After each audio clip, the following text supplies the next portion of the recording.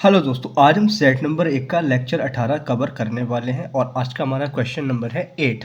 देखिए question number 8, ठीक है। ये लिखा, हाइड्रोजन परमाणु के लिए ऊर्जा स्तर आरेख बनाइए तथा इस आरेख में लाइमन वार्मर पाश्चन ब्रैकेट तथा फुंड श्रेणी के संक्रमण दिखाइए। ये श्रेणियाँ स्पेक्ट्रम के किस क्षेत्र में पाई जाती हैं। क्वेश्चन देख लिया, स्क्रीनशॉट ले सकते हो। ओके, करते हैं क्वेश्चन को स्टार्ट।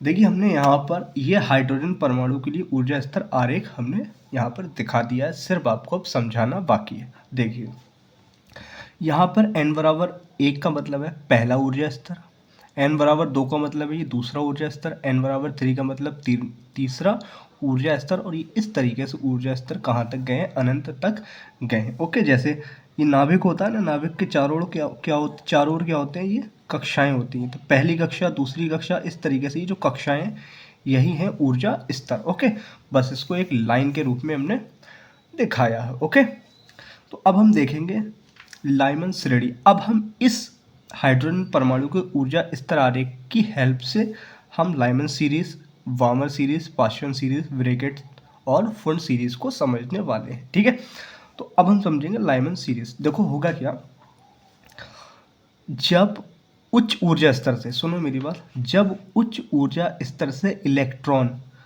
पहले ऊर्जा स्तर में प्रवेश करता है, पहले ऊर्जा स्तर में प्रवेश करता है, तो इस प्रकार प्राप्त लाइनों से, इस प्रकार प्राप्त रेखाओं से बनने वाली श्रेणी लाइमन श्रेणी कहलाती है। तो आई होप ये समझ आया होगा। ठीक है, अब इसको समझते हैं। जब उच्च ऊर्जा स्तर से, एक बार फिर से सुनो, जब उच्च ऊर्जा स्तर से इलेक्ट्रॉन दूसरे ऊर्जा स्तर में प्रवेश करते हैं, तो इस प्रकार प्राप्त रेखाओं से बनने वाली श्रेणी वार्मर श्रेणी कहलाती है। तो आई होप ये भी समझ आया होगा। बाकी मैं तुम्हें बता दूं, देखो ये वाली जो लाइन है यहाँ पर गलत हो गई, इसको हम काट दे रहे हैं। यहाँ पर ये वाली लाइन गलत है, इसको हम काट दे रहे हैं। ठीक है, आप चेक कर लेना, जब बनाओ स्क्रीनशॉट लो तो याद रखना।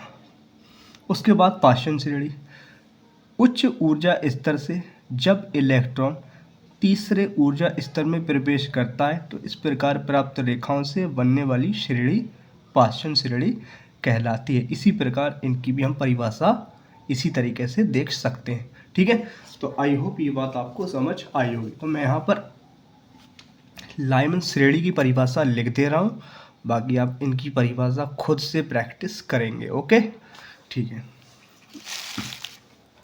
तो लाइमन श्रेणी की परिभाषा हम यहाँ लिख देते हैं। ठीक है, जब किसी परमाणु में इलेक्ट्रॉन, किसी परमाणु में इलेक्ट्रॉन उच्च ऊर्जा, ठीक है, उच्च ऊर्जा स्तर से पहले ऊर्जा स्तर,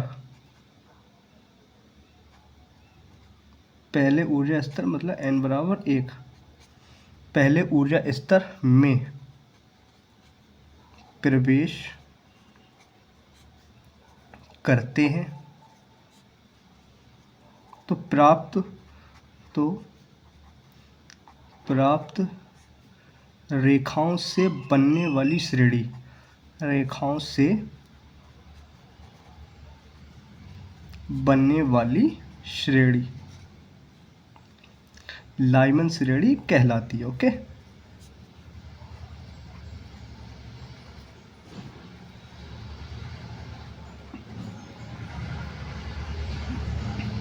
तो मैंने यहाँ पर लाइमन श्रेणी की परिभाषा को लिख दिया है। उसके बाद आप यहाँ पर हेडिंग कौन सी हेडिंग लगाएंगे, वार्मर श्रेणी। ओके, वार्मर श्रेणी।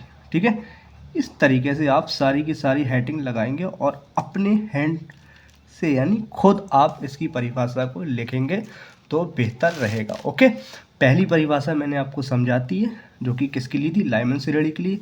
पहले, अब यहाँ पर जब इसकी परिभाषा लिखोगे तो क्या आएगा, दूसरे ऊर्जा स्तर से।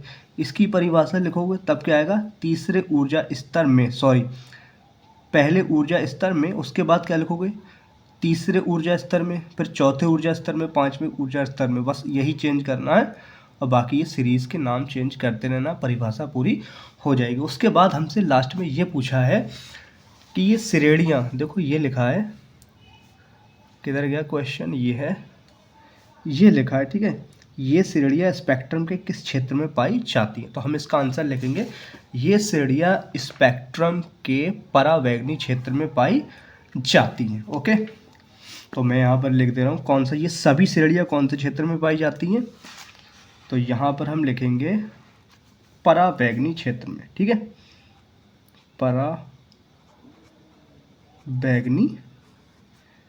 क्षेत्र में ये आपको श्रेणियाँ मिलेंगी। ओके, तो ये रहा अपना पूरा इसका आंसर। तो आई होप ये वीडियो लेक्चर आपको पसंद आया होगा, ठीक है। अगर पसंद आया है तो वीडियो को लाइक करें एंड चैनल को सब्सक्राइब जरूर करें। मिलते हैं नेक्स्ट वीडियो में। Thanks for watching this video. Screenshot लेना चाहो तो स्क्रीनशॉट इसका ले लेना। ओके।